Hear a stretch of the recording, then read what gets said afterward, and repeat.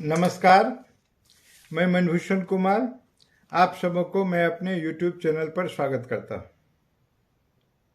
आखिरकार भाजपा ने भी अपने 17 सदस्यों की लोकसभा का जो सदस्य होते हैं उनके टिकट की घोषणा बिहार के लिए कर दिया है। ऐसे तो पूरे भारत के लिए लगभग 107 टिकट की घोषणा किए हैं, लेकिन बिहार के जो 17 सदस्य हैं उनकी घोषणा कर दिया गया। 17 टिकट दिया गया है, जिसमें कुछ एक सदस्यों का टिकट काट दिया गया है और बाकी आप देखेंगे कि वो टिकट सबको दे दिया गया है। अब देखें, उनकी टिकट को पहले देख लें, फिर उस पर हम लोग चर्चा करेंगे। पश्चिम चंपारण से संजय जायसवाल, जो मदन जायसवाल के पुत्र हैं, उनको दिया गया है। पूर्वी चंपारण से राधा मोहन सिंह को टिकट दिया गया है, जो भाजपा के प्रदेश अध्यक्ष रहे हैं। मधुबनी से हुकुमदेव नारायण यादव के बेटा अशोक कुमार यादव को दिया गया है। अररिया से प्रदीप कुमार को दिया गया है। दरभंगा से गोपाल जी ठाकुर को दिया गया। मुजफ्फरपुर से राजभूषण निषाद, ये अजय निषाद का टिकट काट कर राजभूषण निषाद का टिकट दिया गया है। पता नहीं इसका क्या परिणाम होगा, यह तो आने वाला समय बताएगा। महाराजगंज से जनार्दन प्रसाद सिग्रीवाल को टिकट दिए, ये लोग रिपीट हुए हैं। और सारण से राजीव प्रताप रूढ़ी, उजियारपुर से नित्यानंद राय, बेगूसराय से गिरिराज सिंह, पटना साहिब से रविशंकर प्रसाद, पाटलिपुत्र से रामकृपाल यादव, जो कि लालू प्रसाद यादव के कभी हनुमान हुआ करते थे। आरा से जो आईएएस हैं जिन्होंने आडवाणी की गिरफ्तार किया था, ये आरके सिंह को दिया गया है। बक्सर से वो मिथिलेश तिवारी को दिया गया है। अश्विनी चौबे को रिप्लेस कर दिया गया है। और सासाराम से छेदी पासवान के जगह पर शिवेश राम को दिया गया। यह जो है सो स्थिति है टिकट का। और इसके बाद जो है औरंगाबाद से सुशील कुमार सिंह को दिया गया। नवादा से विवेक ठाकुर, जो कि सीपी ठाकुर के लड़के हैं, उनको दिया गया है। इस प्रकार देखेंगे तो 17 में जो है सो 3 ऐसे व्यक्ति हैं, संजय जायसवाल, अशोक यादव और सीपी ठाकुर के पुत्र ये विवेक ठाकुर, और फिर रविशंकर प्रसाद, ठाकुर प्रसाद के पुत्र रविशंकर प्रसाद, ये सभी जो है सो अपने पिता के विरासत को बढ़ाने का काम किया है। इस प्रकार 17 में 4 लोग ऐसे हैं जो कि अपने पिता के विरासत को बढ़ाते हुए टिकट पाने में सफल हुए हैं। और इस प्रकार इसको 25% आप कह सकते हैं कि लोगों को पिता के विरासत वाला जो परिवारवाद पर टिकट दिया गया है बिहार में, यह स्थिति है। और टिकट का बंटवारा हुआ, लेकिन इसमें जो सबसे बड़ी चालाकी यह किया गया है कि इसमें 2 भूमिहार को टिकट दिया गया, जिसमें एक विवेक ठाकुर हो गए और दूसरा जो है सो गिरिराज सिंह हो गए। और एक जो है सो कास्त समाज से रविशंकर प्रसाद, जो ठाकुर प्रसाद के पुत्र होते हैं, उनको टिकट दिया गया है। और राजपूत समाज में अगर आप देखेंगे तो फिर आरके सिंह भी हो गए, फिर राधा मोहन सिंह हो गए, इसके बाद जनार्दन प्रसाद सिग्रीवाल हो गए, राजीव प्रताप रूढ़ी हो गए। इस प्रकार से और प्रदीप कुमार सिंह, इस प्रकार से देखेंगे तो 4-5 जो है सो राजपूत को टिकट दिया गया है।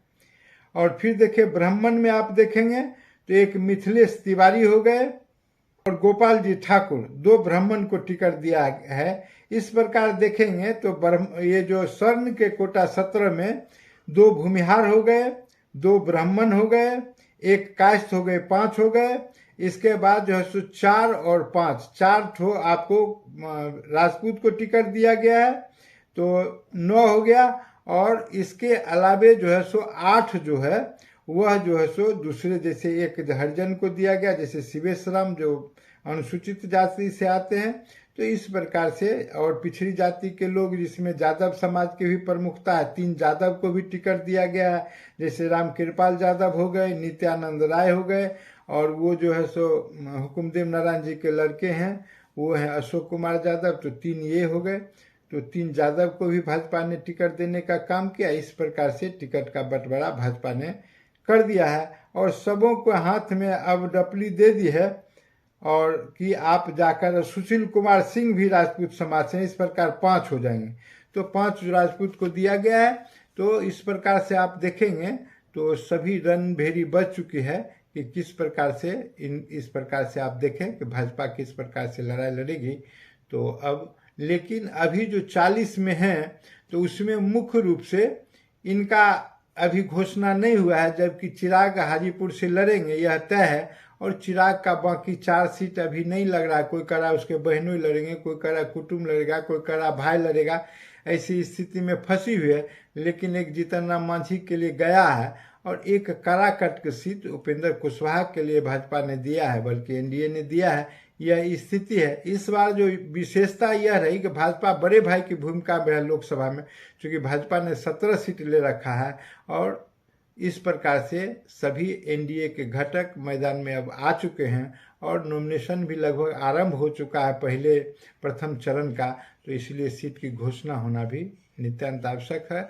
और इस घोषणा के साथ कमर कस के मैदान में लोग आ गए हैं। लेकिन भाजपा के तरफ से जो टिकट कटा है उसमें आप देखिए कि एक टिकट कट गया आपका अजय निषाद जो मुजफ्फरपुर से थे, एक शिवहर से जो थी उनका टिकट कट गया है, एक जो है सो सासाराम से थे उनका टिकट कट गया है, और बक्सर से जो थे उनका टिकट कट गया है। 4 आदमी का टिकट भाजपा ने काटने का काम किया है।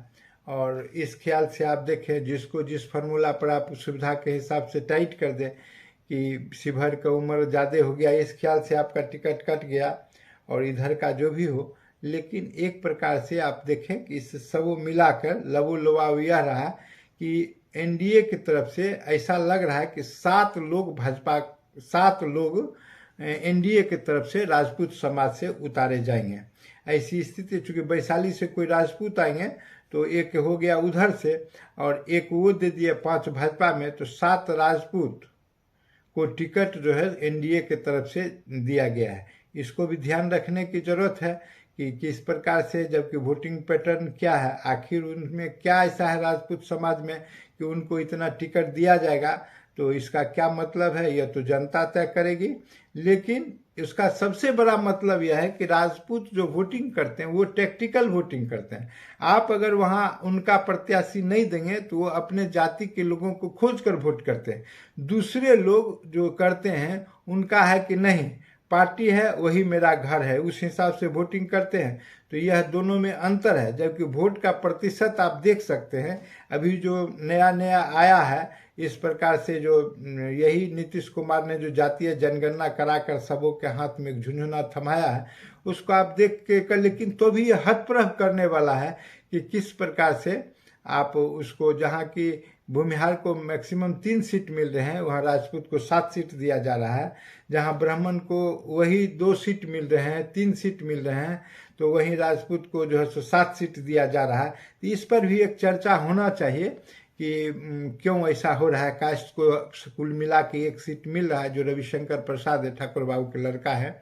तो इस ख्याल से ठाकुर बाबू भी भाजपा के जनसंघ के अध्यक्ष हुआ करते थे, अब मंत्री थे सरकार में। तो वंश परंपरा चलते रहती है, वो चलते रहेगा, यही स्थिति है। अगर यह वीडियो आपको पसंद है सब्सक्राइब करें और बेल आइकन दबाने का